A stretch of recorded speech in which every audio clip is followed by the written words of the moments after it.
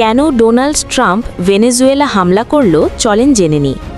রাষ্ট্র কর্তৃক ভেনেজুয়েলা দখলের বা নিকোলাস মাদুরোকে সরানোর প্রধান কারণগুলোর মধ্যে রয়েছে বিশ্বের বৃহত্তম তেলের খনিগুলোর ওপর নিয়ন্ত্রণ প্রতিষ্ঠা, ভৌগোলিক রাজনীতি এবং মাদুরো সরকারের মাদক চোরাচালানো সন্ত্রাসী কর্মকাণ্ডের অভিযোগ।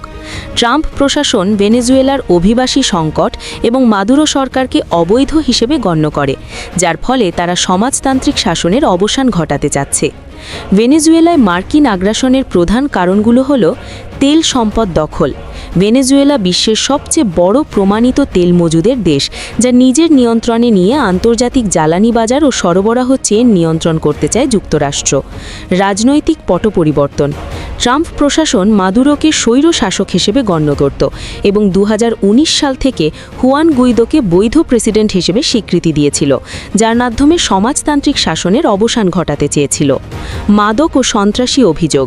ট্রাম্প অভিযোগ করেছেন যে মাদুরো মাদক চক্রের সাথে জড়িত এবং তার কারাগার খালি করে বন্দীদের যুক্তরাষ্ট্রে পাঠাচ্ছেন, যদিও মাদুরো এসব অভিযোগ অস্বীকার করেছেন। অভিবাসী সংকট।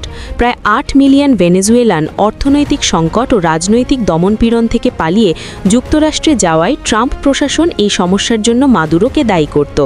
ভূ রাজনৈতিক প্রভাব।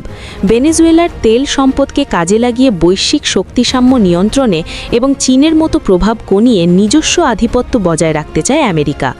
সংক্ষেপে, মাদুরোর সমাজতান্ত্রিক সরকারের পতন ঘটিয়ে ভেনেজুয়েলার বিশাল খনিজ সম্পদের নিয়ন্ত্রণ নেওয়া এবং যুক্তরাষ্ট্রের দক্ষিণ সীমান্তে রাজনৈতিক পরিবর্তন আনাই এই আগ্রাসনের মূল উদ্দেশ্য।